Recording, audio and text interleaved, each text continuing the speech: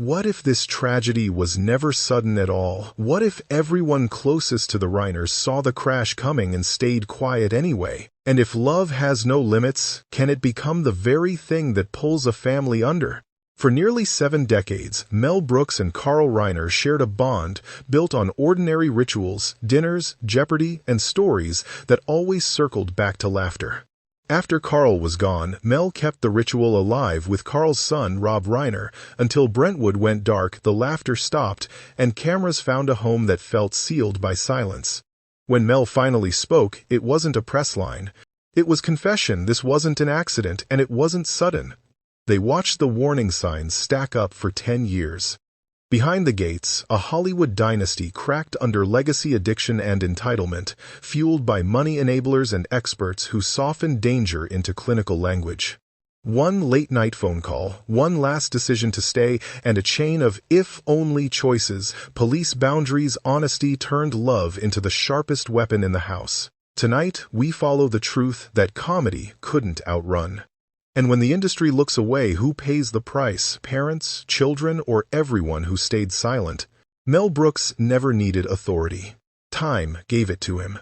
For 70 years, his life moved alongside Carl Reiner's, not as colleagues chasing success, but as friends bound by habit. Nearly every evening followed the same rhythm: dinner, jeopardy, harmless arguments over answers, and stories polished by repetition. It was ordinary, almost boring, and that was the point. These rituals weren't performances. They were proof of trust built slowly, day after day. Rob Reiner grew up inside that orbit. To Mel, Rob was never just Carl's son or a successful director. He was the boy who listened from the corner of the room, absorbing jokes, values, and expectations without realizing it. Mel watched him become an adult, then a public figure, then a man carrying a legendary surname on his shoulders. That long view matters because it means Mel didn't meet Rob at the end. He witnessed the entire arc. That history gave Mel a kind of moral weight no outsider could claim. When he speaks, it isn't speculation or gossip.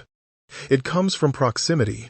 He saw the patience, the stubbornness, and the belief that problems could be solved if you just tried harder. He also saw how loyalty can blur judgment, how love can soften truths that should be sharp. After Carl's death, Mel kept the dinners going with Rob as if continuity itself might hold grief at bay. But beneath the routine, something had shifted. Conversations grew heavier. Laughter arrived later, then left sooner. The rituals stayed the same, yet the atmosphere didn't. That was the quiet beginning of what everyone would later call a shock. So when Mel finally broke his silence, his words landed differently. This wasn't a commentator weighing in after the fact. This was a witness admitting that closeness doesn't guarantee clarity, and that sometimes the people who know you best are the last to say you're in danger. Years of shared memory can create blind spots as easily as insight. Mel understood that authority earned through intimacy carries responsibility as well as regret. Looking back, he questioned whether reverence for legacy muted necessary alarms.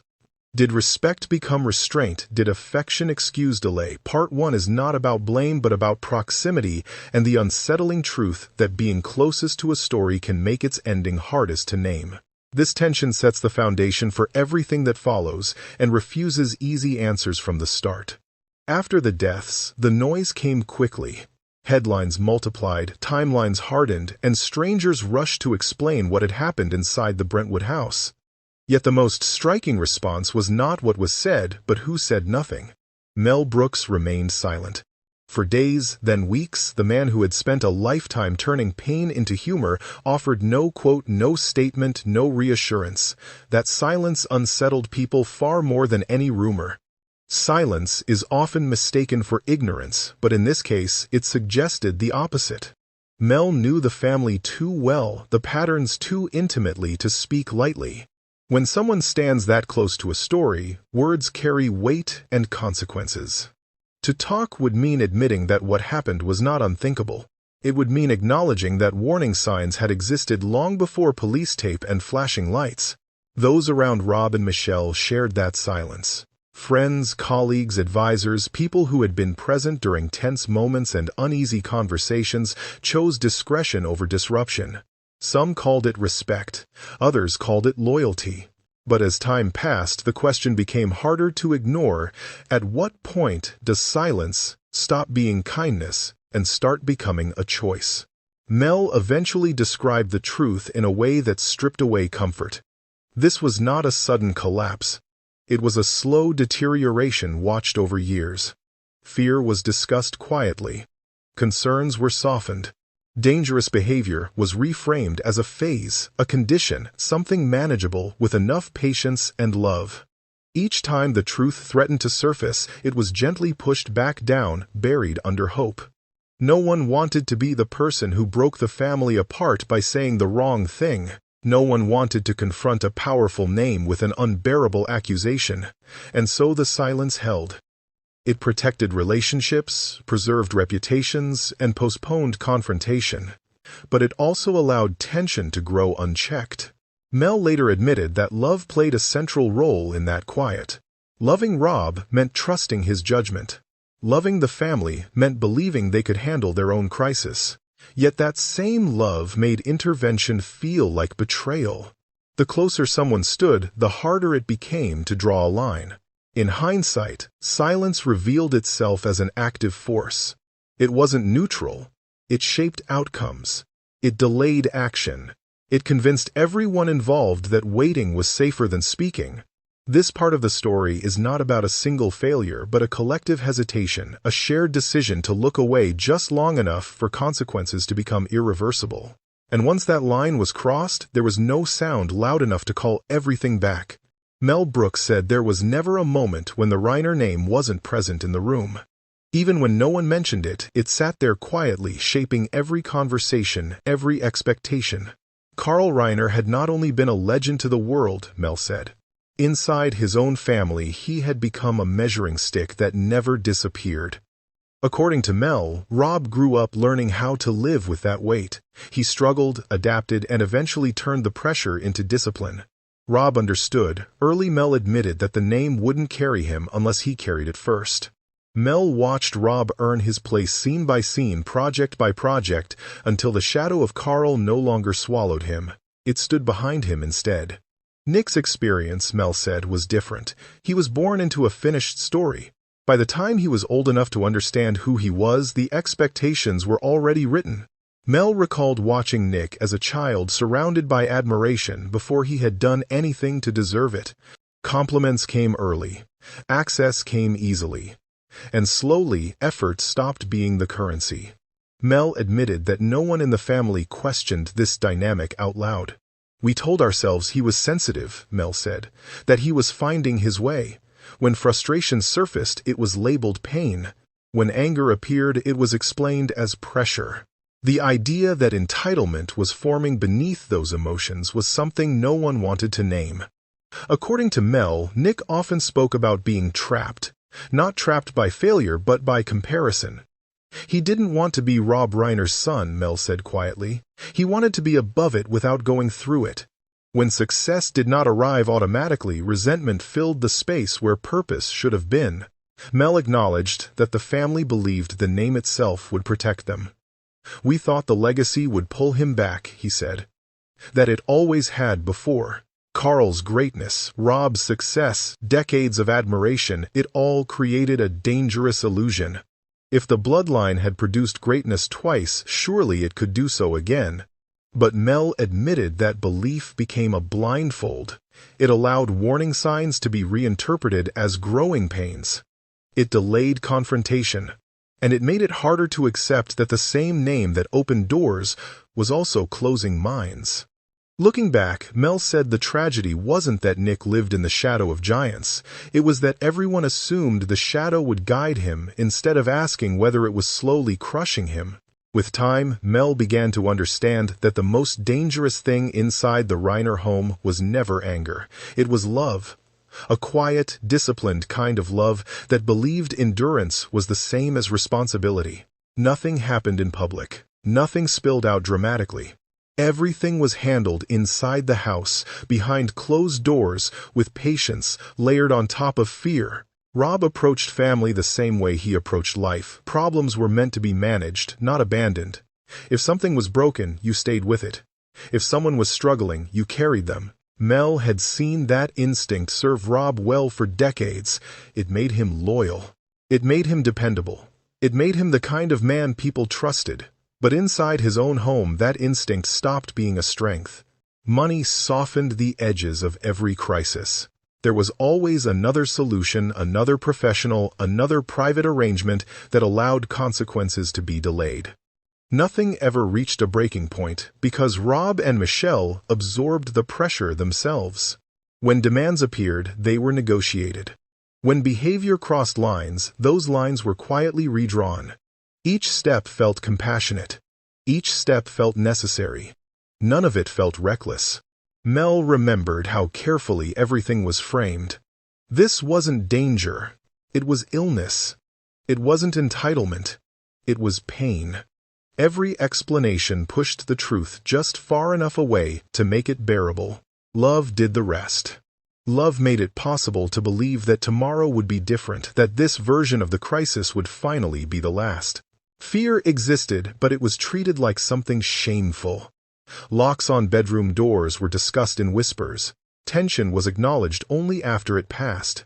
The idea that boundaries might need to be enforced felt like a betrayal of everything Rob believed about fatherhood. To give up on his son even partially felt worse than any risk he might face himself. Over time, Mel saw how protection quietly transformed into permission. The family wasn't choosing chaos. They were choosing hope again and again, even when hope had stopped being reasonable. Each sacrifice taught the same lesson without anyone realizing it. Rules could bend consequences, could wait, and patience would always be rewarded. What made it so difficult to confront was how moral it all looked from the outside. There were no screaming matches, no visible neglect, no obvious cruelty. Just devotion taken too far. Just loyalty that refused to stop. Love became the thing that silenced alarms, that postponed action, that convinced everyone involved they were still in control. By the time the weight of that devotion became impossible to carry, the boundaries were already gone. Love hadn't failed because it disappeared. It failed because it never knew when to end. As the tension inside the Reiner home deepened, Mel began to notice another presence circling the family. It wasn't loud. It lived quietly inside conversations, private messages, and reassurances that reshaped how anger justified itself. Mel said the danger was easy to miss because it never looked dangerous. These voices offered agreement instead of resistance. Every grievance was met with understanding. Every frustration was reframed as injustice. Resentment stopped feeling excessive and began to feel reasonable. Mel believed that was the real turning point, not when anger appeared, but when anger was repeatedly affirmed. A simple story took hold. The world had failed Nick, and any pushback was proof of betrayal. No one needed to suggest violence. Mel admitted nothing that obvious was ever said. What grew instead was entitlement. Boundaries became insults. Consequences felt like persecution. Failure was no longer tied to choices. It was reassigned to systems' expectations and a legacy that had promised more than it delivered. When reality refused to comply, rage found language that sounded righteous. Money moved quietly through these relationships, blurring support into dependence. Advice arrived wrapped in reassurance. Loyalty was rewarded with access. Mel later conceded that the longer instability continued, the more convenient it became for people who benefited from it. Resolution required confrontation. Prolonging the crisis required nothing at all. Inside, the family attention stayed fixed on survival, managing outbursts, restoring calm, avoiding public fallout. The influence on the margins rarely drew scrutiny because it seemed secondary to the chaos in the house. Mel thought that was the mistake. Its power came from invisibility. Each sympathetic word removed friction. Each quiet agreement sharpened expectation. What unsettled Mel most was how ordinary it all appeared.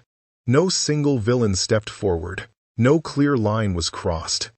There was only accumulation approval layered on approval, silence stacked on silence, until anger no longer needed permission to erupt. Mel came to believe violence rarely grows in isolation. It is shaped by the environment that steadies it, and fed by people who refuse to challenge it. No one here held the knife, but many helped steady the hand. Mel often returned to the professionals who surrounded the family not with anger but disbelief. They were supposed to see what love refused to see.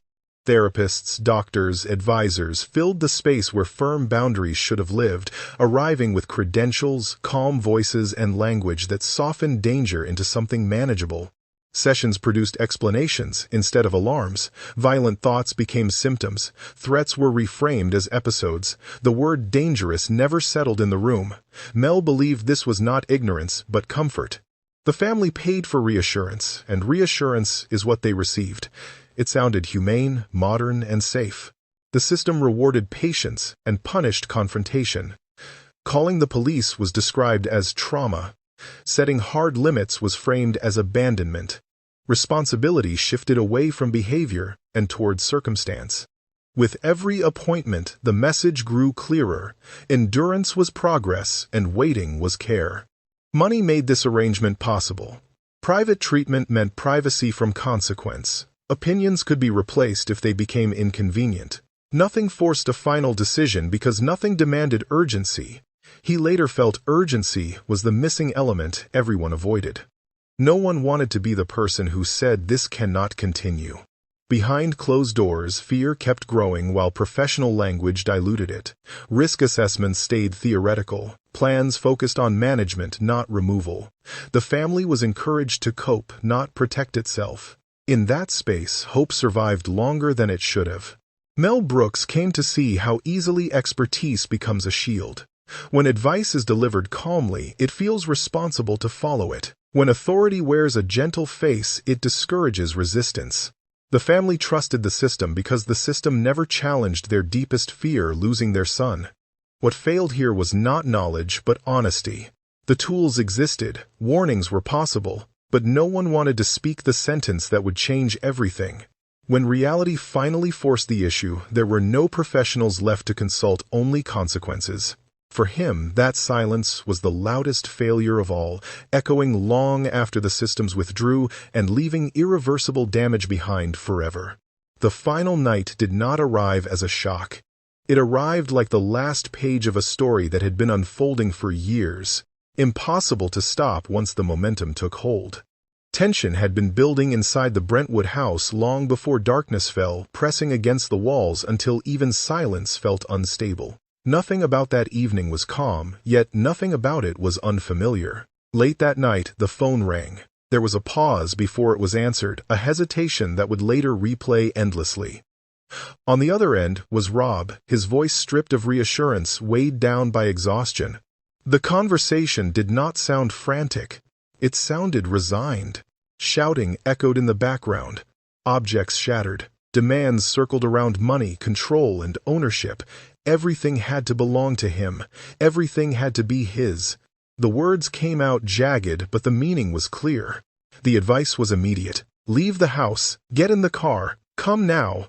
It was simple, urgent, and final. Rob did not argue. He did not raise his voice. He explained quietly that he could not go. Michelle was still inside. If he left, the anger would turn toward her. Staying felt dangerous. Leaving felt unforgivable. He chose what he had always chosen. What followed was noise, then a sudden absence of it. The call ended without a farewell. The house swallowed everything after that. Glass breaking, heavy breathing, rage colliding with fear. It was the sound of years collapsing into minutes. Later, it became clear this was not a single decision, but the final link in a chain forged long before that night. Afterward, timelines were constructed, evidence was catalogued, reports reduced the events to positions, wounds, and minutes, but the truth of what happened had already taken shape well before the first siren arrived. The final night was not the beginning. It was where consequences finally caught up. Looking back, the path appeared littered with quiet alternatives. If the police had been called earlier, if firm boundaries had been set, if love had learned when to stop carrying and start protecting, each possibility surfaced briefly, then vanished. None of them existed anymore. The if-only moments multiplied. If the door had been closed sooner, if the truth had been spoken louder, if silence had been broken when it still mattered. Each question carried weight, and none offered relief. They circled endlessly, unanswered and unforgiving. The most unbearable realization was that the sacrifice solved nothing. Staying did not save a son. It did not restore control. It did not stop the violence. It only completed a pattern that had been forming for years. Love, stripped of limits, demanded the highest price and offered nothing in return. That night confirmed what had gone unnamed for too long. This was not madness erupting without warning. It was momentum. It was patience stretched past wisdom. It was hope overriding danger one last time. The tragedy did not begin when the phone rang. It began when every warning was met with endurance instead of action. In the end, the night offered no mystery, only clarity. It revealed how devotion can turn fatal when it refuses to step aside. And it left behind a question that would not fade: how many chances does love deserve before it becomes the very thing it was meant to prevent? In the end, what remained was not anger but silence, the kind that settles after everything has already happened and refuses to lift. For Mel, that silence carried more weight than any headline or investigation. It was the silence of things noticed too late, of words swallowed out of love, of warnings softened until they lost their shape. The rooms that once held stories, jokes, and rituals now held only memory. Comedy had been Mel's lifelong shield. He had mocked history's monsters, laughed in the face of cruelty, and taught the world that humor could survive anything. But this was different. There was nothing left to satirize, nothing left to reframe. Some truths do not bend to wit. They stand cold and immovable, demanding to be faced as they are. What happened inside that house forces an uncomfortable reckoning. It asks whether love, when stripped of limits, can become destructive. It asks whether silence chosen out of loyalty can carry its own form of violence. And it asks how many warning signs we are willing to ignore before endurance turns into regret. Now, the story is no longer theirs alone. It belongs to everyone watching, listening, and wondering what they would have done differently. Leave a comment below. Do you believe unconditional love should have boundaries? At what point does silence become complicity? And if you saw a tragedy coming, would you have the courage to stop it?